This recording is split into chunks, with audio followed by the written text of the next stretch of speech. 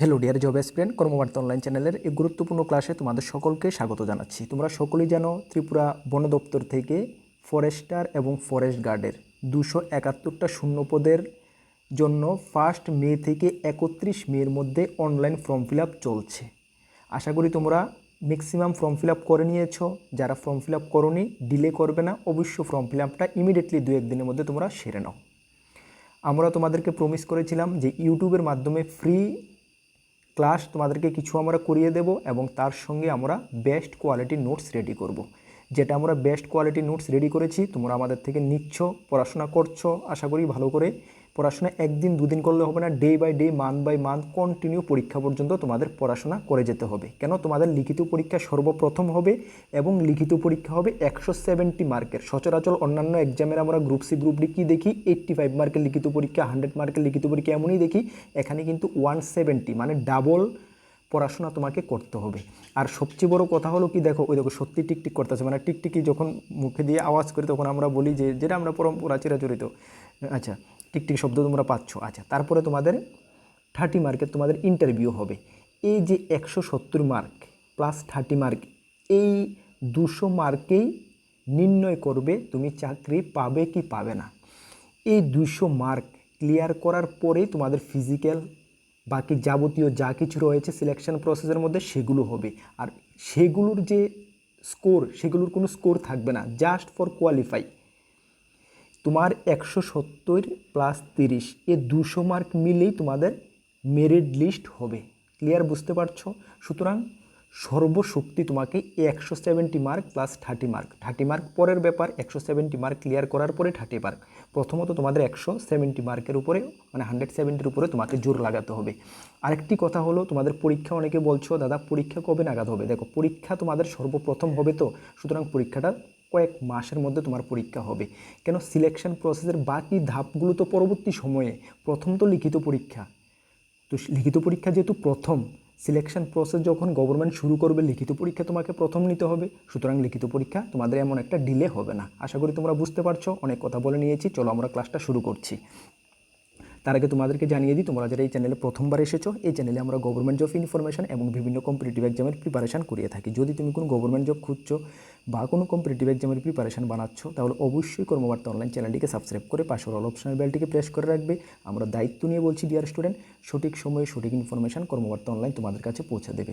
তাছাড়া তুমি যদি বিভিন্ন এক্সামের প্রিপারেশন করছো, যেমন forester, forest guard, ward secretary, jail police, Tripura high court, Tripura assembly, GRBT, railway, SSC, TPSC, almost all এক্সামের best quality and updated notes আমাদের কাছে রয়েছে। আমরা কর্মবার্তা অনলাইন দায়িত্ব নিয়ে বলছি, আমাদের লেভেলে আমরা নোটটা বেস্ট করে দিয়েছি। আশা করি এখান থেকে তুমি যদি ঠিকঠাকভাবে তুমি করতে পারো, পড়াশোনা করতে পারো, তুমি এখান থেকে সফলতা পাবে, এতটুকু আমাদের বিশ্বাস। যদি আমাদের থেকে নোট নিয়ে পড়তে চাও, আমাদের হোয়াটসঅ্যাপ নাম্বার দেখতে পাচ্ছ 9612998930, এই নাম্বারে যোগাযোগ করে নিয়ে নেবে, ভালো রেসপন্স পাবে। আবারও দায়িত্ব নিয়ে বলছি, অনলি পিডিএফ নোটসে আছে, টেলিগ্রামের মাধ্যমে নিয়ে নেবে।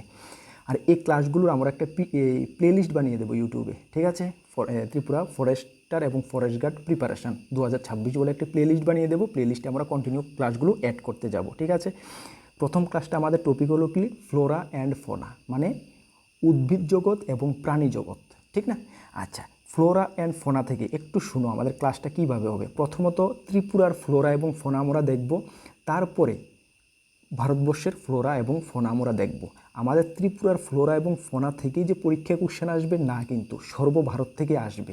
যেহেতু ত্রিপুরা লেভেলের এক্সাম, ত্রিপুরার ফরেস্ট ডিপার্টমেন্টের এক্সাম, সুতরাং ফ্লোরা ফোনা ত্রিপুরা থেকে একটু বেশি মার্ক থাকবে, বাকি মার্ক থাকবে তোমার ইন্ডিয়া লেভেলের উপর থেকে। তো সুতরাং ত্রিপুরার ফ্লোরা ফোনাটাকে আমরা ডিটেলস বিস্তারিত একদম ব্যাখ্যা সহকারে বুঝবো।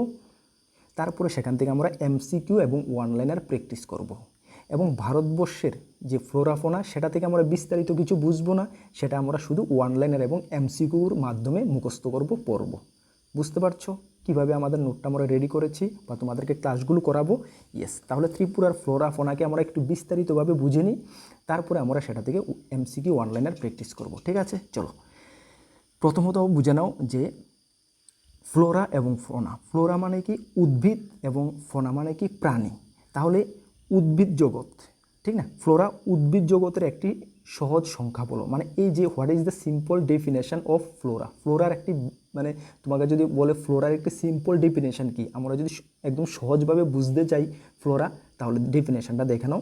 ডেফিনেশনটা হলো উদ্ভিদ জগৎ বলতে কোনো একটি নির্দিষ্ট অঞ্চল বাসস্থান বা ভূতাত্ত্বিক সময়কালের স্থানীয় সমস্ত উদ্ভিদ জীবকে বোঝায়, যার মধ্যে গাছ, শুল্ম, ঘাস এবং অণুজীব অন্তর্ভুক্ত। মানে কোনো একটি নির্দিষ্ট অঞ্চলের নির্দিষ্ট সময়ে যে গাছপালা, ঘাস, অণুজীব যা কিছু রয়েছে, সমস্ত কিছুর যে প্রক্রিয়া, জীবনযাপনের যে প্রক্রিয়া, সম্পূর্ণটাকেই একসঙ্গে বলা হয় ফ্লোরা। ক্লিয়ার? বুঝতে পারছো? সেমভাবে ফনা কি? ফনা হলো সেমভাবে প্রাণী জগৎ বলতে কোনো একটি নির্দিষ্ট এলাকায় বসবাসকারী প্রাকৃতিক প্রাণী জগৎকে বোঝায়।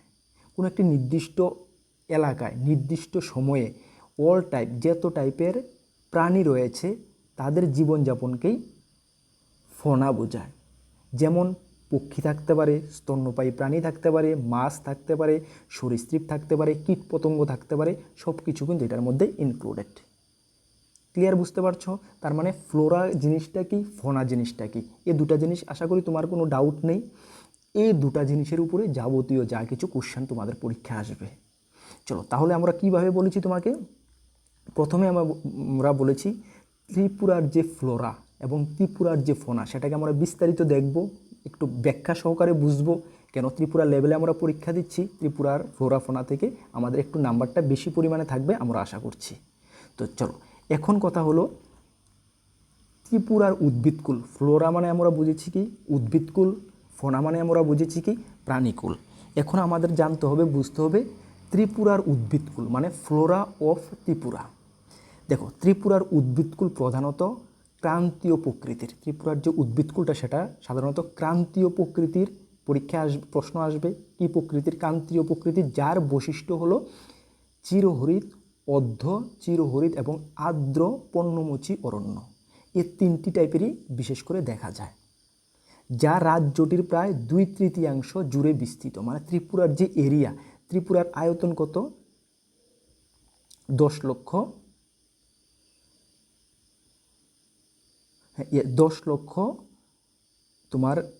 10,40,091, ঠিক না? 10,40,91.69 বর্গ কিমি, ঠিক আছে? বাংলা ইংলিশ মিক্সড হয়ে গেছে। আচ্ছা, বর্গ কিমি, যার মধ্যে বনভূমি কত রয়েছে? বনভূমি যার মধ্যে রয়েছে, এটা 10 লক্ষ না 10,491 হবে, ঠিক আছে? এটা পয়েন্টটা এটা বোঝা যায় না ক্লিয়ার, ঠিক আছে? যাই হোক 10,491 বর্গ কিমি, যার মধ্যে 6,294 বর্গ কিমি রয়েছে কি বনভূমি। বুঝতে পারছো তোমরা? তার মানে তোমরা কি বুঝতে পারছো?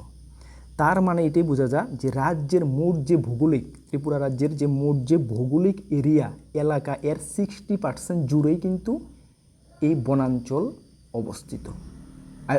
তোমরা আয়তনটা দেখতে পাচ্ছ 10,491.69 বর্গ, আর এখানে 6,294, মানে 60% থেকেও বেশি কিন্তু বনাঞ্চল ত্রিপুরার, ঠিক আছে?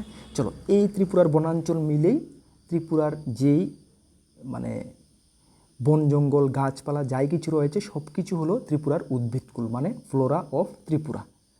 ক্লিয়ার? চলো তারপরে আমরা আরও বিস্তারিত দেখব। আমরা এখানে কি বলেছি, 3 টাইপের রয়েছে তো বনাঞ্চল ত্রিপুরাতে, এদের বৈশিষ্ট্যগুলো দেখব। এখানে বেঙ্গলি ভার্সন আছে, এখানে ইংলিশ ভার্সন আছে, ঠিক আছে? আলাদা করে তোমরা যাদের যেটা এটা দেখে নেবে, ঠিক আছে? আচ্ছা, প্রথম আমরা দেখব ক্রান্তীয় চিরহরিত অরণ্য, যেটা আমরা বলেছি 3 রকমের আছে। ক্রান্তীয়, অর্ধ চিরহরিত বলেছি না আমরা তোমাদেরকে, চিরহরিত, ক্রান্তীয় চিরহরিত, ক্রান্তীয় অর্ধ চিরহরিত, ক্রান্তীয় আর্দ্র পর্ণমোচী অরণ্য, ঠিক না? এটার বৈশিষ্ট্য কি, কোনটা কি আমরা বিস্তারিত দেখব। দেখো ক্রান্তীয় চিরহরিত অরণ্য হলো কি, কোন জায়গাটিতে বা কীভাবে, যেখানে তোমাদের 200 সেমি-এর বেশি বা বার্ষিক বৎসরে 200 সেমি-এর বেশি বৃষ্টিপাত হয়, ওই এরিয়াকে ক্রান্তীয় চিরহরিৎ বলা হয়। তাছাড়া এই বন অঞ্চলে অত্যন্ত ঘন হয়, এখানে বেশি বৃষ্টিপাত হয় বলে এখানে ঘন হয় এবং সূর্যের আলো মাটিতে পৌঁছাতে পারে না। এখানে কেন ঘন হয়, এখানে মানে বৃষ্টিপাতটা পরিমাণে বেশি হয়, সেই কারণে এখানে জঙ্গলটা ঘন হয়, সূর্যের আলো ক্লিয়ার তো এখানে মাটিতে পৌঁছতে পারে না। ঠিক আছে, গাছগুলো সারা বছর সবুজ থাকে, কারণ সব গাছ একসাথে পাতা ঝরায় না। আচ্ছা, প্রধান উদ্ভিদ কী কী? মেহগনি, রুজু এবং আব্রুজ বা রাবার জাতীয়। ঠিক আছে, এ ধরনের উদ্ভিদকে ক্রান্তীয় চিরহরিৎ অরণ্য বলা হয়। তোমাদের পরীক্ষায় যদি কোশ্চেন আসে যে নিচের কোনটি একটি ক্রান্তীয় চিরহরিৎ অরণ্য, তাহলে তোমরা অপশন কিন্তু থাকবে ভ্যারাইটিস, তোমাদের কিন্তু আনসার করতে হবে। এগুলোর কোশ্চেন এমসিকিউ বা অনলাইনের আমরা রেখেছি, তবে আমরা একটু বিস্তারিত দেখছি। তারপরে দেখো, ক্রান্তীয় অর্ধ চিরহরিৎ অরণ্য অবস্থান কি? চিরহরিৎ বনের পার্শ্ববর্তী এলাকায়, যে বিশাল গভীর বনের পার্শ্ববর্তী এলাকায় এগুলো থাকে, যেখানে বৃষ্টিপাত অপেক্ষাকৃত কম হয়। বৃষ্টিপাত অপেক্ষাকৃত কম হয়, যেমন ক্রান্তীয় চিরহরিৎ অরণ্যতে যেমন 200 কিলোমিটারের বেশি এরিয়াতে পরিমাণে বৃষ্টিপাত হয়, সেই তুলনায় এখানে কম হয় ক্রান্তীয় অর্ধ চিরহরিতে। ঠিক আছে, আচ্ছা, এটি চিরহরিৎ এবং আর্দ্র পর্ণমোচী গাছের মিশ্রণ, দু ধরনের, আর্দ্র পর্ণমোচী এবং চিরহরিতের মিক্সড মিশ্রণ। এখানে অনেক লতানো গাছ দেখা যায়, যা বনকে চিরসবুজ রূপ দেয়। ঠিক আছে, যেমন হোয়াইট সিডার এবং হলক ফাইল এ ধরনের। ঠিক আছে, তারপর রয়েছে কি? ক্রান্তীয় আর্দ্র পর্ণমোচী অরণ্য। দেখো, আমি এই ক্লাসটাতে তোমাদের প্রথমে বলছি, আমরা বিস্তারিত একটু আলোচনা করব, তারপর আমরা এমসিকিউ দেখব। আচ্ছা, তারপরে বৃষ্টিপাত হলো যেখানে 100 থেকে 200 সেন্টিমিটার হয়। বৈশিষ্ট্য হলো শুকনো মৌসুমে শীত বা বসন্ত জলের অভাব মেটাতে এই বনের গাছগুলো তাদের পাতা ঝরিয়ে দেয়। ঠিক আছে, 6 থেকে 8 সপ্তাহের জন্য, যেমন শাল, সেগুন, মেহগনি, চন্দন। ঠিক আছে, এ ধরনের। তাহলে আমরা কি বুঝতে পারলাম যে উদ্ভিদকুল ত্রিপুরা 3 টাইপের হয়, যেমন ক্রান্তীয় চিরহরিৎ, ক্রান্তীয় অর্ধ চিরহরিৎ এবং ক্রান্তীয় আর্দ্র চিরহরিৎ। কোনটার বৈশিষ্ট্য কী, কোন উদ্ভিদ সেটা থেকে বিলং করে, আশা করি আমরা বুঝতে পেরেছি। ঠিক আছে, চলো তারপরে আমরা দেখব উদ্ভিদকুল এতটুকুই রয়েছে, মানে শর্টভাবে আমরা দেখেছি একটু। তারপরে প্রাণী জগৎ দেখব, ত্রিপুরার প্রাণী জগৎ, ফ্লোরা অফ ত্রিপুরা। আচ্ছা, কি বলা হয়েছে? উত্তর পূর্ব জৈব ভৌগোলিক অঞ্চলে অবস্থিত হওয়ায় ত্রিপুরায় রয়েছে সমৃদ্ধ জৈব বৈচিত্র্য। এর বন্যভূমি ও জলাভূমি জুড়ে 90টিরও বেশি স্তন্যপায়ী প্রজাতি রয়েছে। কতটি? 90টিরও বেশি স্তন্যপায়ী প্রজাতি রয়েছে এবং 300টিরও বেশি পাখি প্রজাতি দেখা যায়। এখানে প্রধান প্রাণীগুলোর মধ্যে রয়েছে বিপন্ন ফায়ারের পাতা বানর, যেটা রাজ্য প্রাণী, যেটাকে আমরা জানি, টুপিওয়ালা হনুমান এবং মেঘলা চিতা, হাতি, বিষ্টরণ এবং বার্কিং ডিয়ার্স। ঠিক আছে, আচ্ছা, তারপরে দেখো প্রধান স্তন্যপায়ী প্রাণী। এগুলো বিস্তারিত রয়েছে, তোমরা এগুলো নোটসের মধ্যে একটু ভালো করে ডিটেলস পড়ে নেবে, তাহলে যদি ঘুরিয়ে ফিরিয়ে কোশ্চেন আসে তাহলে তোমরা আনসার করতে পারবে। ঠিক আছে, চলো এখন আমরা কিছু এমসিকিউ দেখব। এই বিস্তারিত আমি রেখেছি, বিশেষ করে ত্রিপুরাটা রেখেছি, বাকি ইন্ডিয়া লেভেল যেটা আছে সেটাকে বিস্তারিত রাখিনি, সেটা এমসিকিউ ওয়ানলাইনার রূপে রেখেছি, সেগুলো তোমরা পড়ে নেবে। ত্রিপুরার এটা বিস্তারিত কেন রেখেছি, এটা সম্বন্ধে তোমাদের ইন্টারভিউতে জিজ্ঞেস করা হতে পারে, লিখিত পরীক্ষায় আসতে পারে। ঠিক আছে, যেহেতু তুমি ফরেস্টারের এক্সাম দিচ্ছ, সে কারণে এটা আমরা বিস্তারিত রাখার, এটাই আমাদের লক্ষ্য। বাকি পরীক্ষা তোমাদের সম্পূর্ণটা এমসিকিউ আকারে হবে, বিস্তারিত এত পড়ার কোনো প্রয়োজন নেই। আচ্ছা, চলো তারপরে আমরা কিছু এমসিকিউ এবং ওয়ানলাইনার দেখব ফ্লোরাফোনা থেকে। আচ্ছা, ত্রিপুরায় প্রধানত বনভূমি কী ধরনের? জাস্ট কিছুক্ষণে আমি বললাম, বনভূমি ত্রিপুরায় প্রধানত ক্রান্তীয় চিরহরিৎ, অর্ধ চিরহরিৎ এবং আর্দ্র পর্ণমোচী অরণ্য দেখতে পাওয়া যায়। কোনটার বৈশিষ্ট্য কী, কোনটা কীভাবে কোন এরিয়াতে, মানে কোনটার কী বৃষ্টিপাত হয়, কোনটার কোন এরিয়াতে বিলং করে, সব কিছু আমরা এখন দেখেছি। আচ্ছা, তারপরে কোশ্চেনটা কি দেখো, ত্রিপুরার রাজ্য পশু কী? আমরা সকলে জানি ত্রিপুরার রাজ্য পশু কী। ত্রিপুরার রাজ্য পশু হলো ফাইরেল লেঙ্গুর বা চশমা বানর বা চশমাওয়ালা হনুমান, যেটাকে বলা হয়। ঠিক না, চশমাওয়ালা হনুমান ত্রিপুরার রাজ্য পশু। ঠিক না, অ্যাকচুয়ালি ত্রিপুরার যে রাজ্য পশু, এটাকে মানে চশমাওয়ালা হনুমানই আমরা বিশেষ করে মানে জানি, যেটাকে স্থানীয় নামে আমরা জানি। ঠিক আছে, চশমাওয়ালা হনুমান।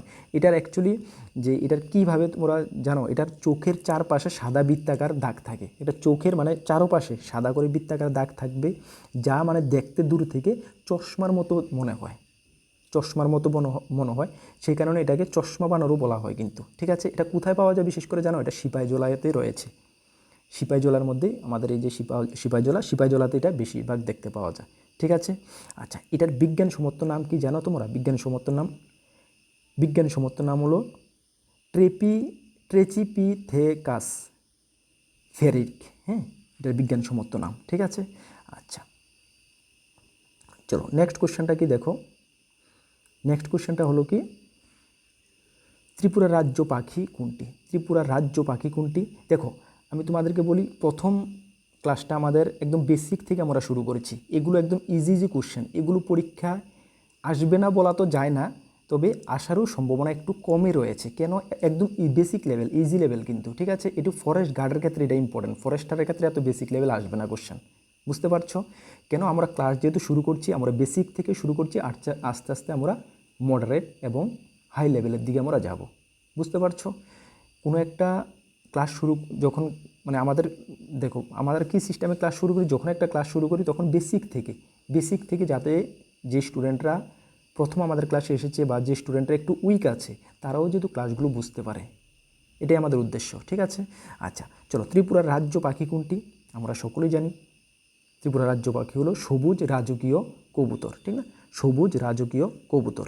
ঠিক আছে, আচ্ছা এটার বিজ্ঞানসম্মত নাম কি?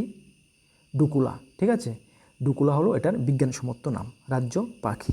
আচ্ছা, এই যে পাখিটা, এটা বিশেষ করে ত্রিপুরার যে ঘন জঙ্গল বা বনাঞ্চলে সেটা মানে দেখতে পাওয়া যায়। ঠিক আছে, এটা কি ধরনের হয় জানো? এটার বৈশিষ্ট্য যদি আমি বলি, পিঠের দিকটা একটু মানে কি বলবো, একটু ধাতব সবুজ পিঠের দিকটা। আমি এখানে ইমেজ রাখিনি, নাহলে তোমরা দেখলে বুঝতে পারতে। আচ্ছা যাই হোক, এই পিঠের দিকটা একটু থাকে কি ধাতব সবুজ রঙের থাকে, এবং মাথা এবং যে মাথা এবং বুক সহ থাকে তোমাদের একটু মানে ধূসর গোলাপি রঙের থাকে। ঠিক আছে, একদম দেখতে খুবই সুন্দর। ঠিক আছে, ইমেজে তোমাদের এখানে রাখিনি, নয়তো তোমরা দেখতে পারতে, খুবই সুন্দর। ঠিক আছে, আচ্ছা নেক্সট কোয়েশ্চেনটা দেখো, ত্রিপুরা রাজ্য গাছ কোনটি? ত্রিপুরা রাজ্য গাছ কোনটি? আমরা সকলেই জানি ত্রিপুরা রাজ্য গাছ হলো কি আগর গাছ। ঠিক না, আগর গাছ। আচ্ছা, আগর গাছের বিজ্ঞানসম্মত নাম কি? একুইলারিয়া মেলা সেন্সিস। হ্যাঁ, একুলারিয়া মেলা সেন্সিস হলো বিজ্ঞানসম্মত নাম। ঠিক আছে, বিজ্ঞানসম্মত নামগুলো একটু মানে স্পেলিংটা এমনই হয়। আচ্ছা আচ্ছা, আগর গাছ দেখো, আগর গাছ তো সকলেই জানি আমরা, আগর গাছ মানে তার যে সুগন্ধি কাঠের জন্য কিন্তু বিখ্যাত, সুগন্ধি কাঠের জন্য। এবং অনেকে বলে যে নাকি ত্রিপুরা রাজধানী আগরতলা আগর গাছ মানে আগর যে নামটা মানে আগর থেকে আগরতলা নামকরণটা করা হয়েছে, এটা কিন্তু অনেকে বলে থাকে। ঠিক আছে, আচ্ছা চলো নেক্সট কোয়েশ্চেনটা দেখো, ত্রিপুরা রাজ্য ফুল কোনটি? ত্রিপুরা রাজ্যের ফুল আমরা সকলেই জানি নাগেশ্বর, যেটা বিজ্ঞানসম্মত নাম হলো মেসুয়া ফেরিয়া, নাগেশ্বর। ত্রিপুরা রাজ্যের ফুল কি? নাগেশ্বর। ঠিক আছে, ভেরি ইম্পর্ট্যান্ট। আচ্ছা চলো, তারপরে নেক্সট কোয়েশ্চেনটা দেখো, ত্রিপুরা রাজ্য ফল কোনটি? ত্রিপুরা রাজ্য ফল রানী মানে কুইন পাইনাপেল ত্রিপুরা রাজ্য ফল। ঠিক না, এটা সম্বন্ধে জানি। এটা সম্বন্ধে যদি আমরা একটু বিস্তারিত দেখি, এটা ঘোষণা করা হয়েছিল 2018 সালে। ঠিক আছে, তৎক্ষণাৎ ভারতের রাষ্ট্রপতি রামনাথ কোবিন্দ আগরতলায় এই ফলের নাম ঘোষণা করেন। ঠিক আছে, এটার বৈশিষ্ট্য কি? এটি অত্যন্ত সুগন্ধি। হ্যাঁ, সোনালি দেখতে পাচ্ছ তোমরা রঙে, সোনালি হলুদ রঙের এবং মিষ্টি স্বাদের হয়। এটা 2015 সালে কিন্তু এই আনারস ভৌগোলিক নির্দেশনা হিসাবে জিআই ট্যাগও পেয়ে থাকে। ঠিক আছে, আনারস সম্বন্ধে সকলেই জানি আমরা, এটা সম্বন্ধে আর বিস্তারিত আলোচনা করার কিছু নেই। চলো নেক্সট কোয়েশ্চেনটা কি দেখো, ত্রিপুরায় কোন বিরল প্রাইমেট পাওয়া যায়? ত্রিপুরায় কোন বিরল প্রাইমেট পাওয়া যায়? উত্তরটা কি হবে? ফেয়ারের পাতার বানর। মানে এটা দেখো, স্থানীয় বা চশমা বানরও এটাকে বলা হয়। ওই যে আমি বললাম চোখের দু চার মানে দেখতে একটু সাদা রঙের দাগ থাকে, দূর থেকে চশমার মতো মনে হয়, এটা। ঠিক আছে, খুব বিরল কিন্তু। হ্যাঁ, বর্তমানে যদিও এটা বিরল হলো, সিপাহীজলা একটা দেখতে পাওয়া যায়। ঠিক আছে, আচ্ছা নেক্সট কোয়েশ্চেনটা দেখো, ত্রিপুরার একটি বিখ্যাত অভয়ারণ্য কোনটি? ভেরি ইম্পর্টেন্ট কোয়েশ্চেন কিন্তু এটা। ত্রিপুরার একটি বিখ্যাত অভয়ারণ্য সিপাহীজলা বন্যপ্রাণী অভয়ারণ্য। হ্যাঁ, সিপাহীজলা বন্যপ্রাণী অভয়ারণ্য ত্রিপুরার একটি বিখ্যাত অভয়ারণ্য। তাছাড়াও এই যে বন্যপ্রাণী অভয়ারণ্য সিপাহীজলা সকলেই জানো আগরতলা থেকে প্রায় 25 কিলোমিটার ডিস্টেন্সে। ঠিক না, আগরতলা থেকে উদয়পুর টু আগরতলা যাওয়ার সময়, হ্যাঁ তোমার এটা বিশ্রামগঞ্জের পরে বিশালগড়ের আগে, উদয়পুর থেকে আগরতলা যাওয়ার সময়, এবং আগরতলা থেকে যদি ডিস্টেন্স দেখা হয় 25 কিলোমিটার প্রায়। ঠিক আছে, আচ্ছা এই যে সিপাহীজলা বন্যপ্রাণী অভয়ারণ্য কেন এটা বিখ্যাত, বিভিন্ন চশমাওয়ালা বানর থেকে শুরু করে মানে দুর্লভ যেগুলো প্রাণীগুলো এখানে রয়েছে সে কারণে বিখ্যাত। তাছাড়াও ত্রিপুরার মধ্যে কিন্তু আরও 3টি ফেমাস অভয়ারণ্য রয়েছে। যেমন একটি রয়েছে কি তৃষ্ণা বন্যপ্রাণী অভয়ারণ্য। সকলে আমরা জানি তৃষ্ণা বন্যপ্রাণী অভয়ারণ্য, এটি দক্ষিণ ত্রিপুরায় অবস্থিত, সাউথ ত্রিপুরাতে অবস্থিত, মানে বাইসনের জন্য এই অভয়ারণ্যটা কিন্তু বিখ্যাত। ঠিক আছে, তাছাড়া রয়েছে গোমতী বন্যপ্রাণী অভয়ারণ্য। এই যে গোমতী বন্যপ্রাণী অভয়ারণ্য সেটি কিন্তু ত্রিপুরার মধ্যে বৃহত্তম অভয়ারণ্য, মনে রাখবে বৃহত্তম। আর এই যে সিপাহীজলা বন্যপ্রাণী অভয়ারণ্য এটি কিন্তু মানে কি বলবো, এটি একটি বিখ্যাত এবং মানে জনপ্রিয়। আর যদি সবচেয়ে বড় বলে তাহলে বড় কিন্তু গোমতী বন্যপ্রাণী অভয়ারণ্য হবে। ঠিক আছে, তাছাড়া রয়েছে রুয়া বন্যপ্রাণী অভয়ারণ্য, যেটা উত্তর ত্রিপুরাতে, নর্থ ত্রিপুরাতে অবস্থিত। ঠিক আছে, চলো তাহলে আজকের ক্লাসটা লম্বা করি না, এতটুকুই আমরা একদম বেসিক লেভেল ক্লাস করিয়েছি। নেক্সট দিন আমরা এই টপিক থেকে যদি করাই আরেকটু টাফ বা মডারেট টাইপের কোশ্চেন তোমাদেরকে করাবো, এমসিকিউ অনলাইনের প্র্যাকটিস করাবো, এবং অন্যান্য যে টপিকগুলো রয়েছে সেই টপিকগুলো আমি ধীরে ধীরে করাবো। তবে এতটুকু ক্লাস আমি করাইতে পারি না, একদম টোটালি সময় পাই না, তবে যেটুকু পারি তোমাদেরকে ক্লাস করিয়ে দেবো। এবং আমি তোমাকে দায়িত্ব নিয়ে বলছি, ডিয়ার স্টুডেন্ট, তোমরা কতটুকু বিলিভ করবে জানি না, যে আমরা যেভাবে নোটটা তোমাদেরকে রেডি করে দিয়েছি এটা যদি তুমি সুন্দরভাবে ঠিকঠাকভাবে যদি এটাকে পড়তে পারো day by day, month by month, তাহলে আশা করি তোমার যে গোলটা আছে সেই গোলটা তুমি পুরো করতে পারবে, এতটুকু আমাদের বিশ্বাস। আমরা গত 8 বছর ধরে স্টুডেন্টদেরকে তো পড়াচ্ছি, যেটুকু আমাদের অভিজ্ঞতা হয়েছে সেই অভিজ্ঞতার বেসিসে আমি তোমাকে বলতে পারি যে আমাদের নোটটা আমরা যেভাবে রেডি করেছি তোমরা যদি ঠিকঠাকভাবে পড়ো, এত কিছু তুমি বলবে দাদা এত কেন বলতে, দেখো যদি না বলি তোমরা জানবে কীভাবে। যদি ঠিকঠাকভাবে করো তোমাদের গোল পর্যন্ত তোমরা পৌঁছতে পারবে। আর যেটুকু পসিবল হয় ইউটিউবে আমি ক্লাস করিয়ে দেবো। আবারও বলছি, আমি সময় কম পাই, সেই কারণে ক্লাস এতটা আমি করাতে পারবো না, যেটুকু পারি এতটুকু আমি ক্লাস করিয়ে দেবো। আর আমাদের থেকে যদি নোটগুলো নিয়ে পড়তে হয় আমাদের হোয়াটসঅ্যাপ নাম্বার ভিডিও ডিসক্রিপশন আছে, বা নোট করতে পারো 9612998930, 9612998930 এই নাম্বারে যোগাযোগ করবে। মনে রাখবে পিডিএফ নোটসে আমাদের কাছে আছে, টেলিগ্রামের মাধ্যমে নিয়ে নেবে। চলো নেক্সট কোনো গুরুত্বপূর্ণ ভিডিও বা ক্লাসে তোমাদের সঙ্গে দেখা হবে। নতুন আমাদের চ্যানেলে এসেছো অবশ্যই চ্যানেলটিকে সাবস্ক্রাইব করে পাশের অল অপশনের বেলটিকে প্রেস করে রাখবে। তোমরা যারা ফেসবুকে দেখছো অবশ্যই ফেসবুকটি ফলো করে রাখবে, এবং আমাদের ইউটিউব চ্যানেলে গিয়ে ভিজিট করে ইউটিউবটিকেও সাবস্ক্রাইব করে রাখবে। আমাদের WhatsApp group, Telegram group video ডেসক্রিপশনের লিঙ্ক আছে, অবশ্যই জয়েন করে নেবে বিভিন্ন আপডেট সবার আগে পাওয়ার জন্য। চলো সকলকে বেস্ট অফ লাক, জয় হিন্দ, বন্দে মাতরম।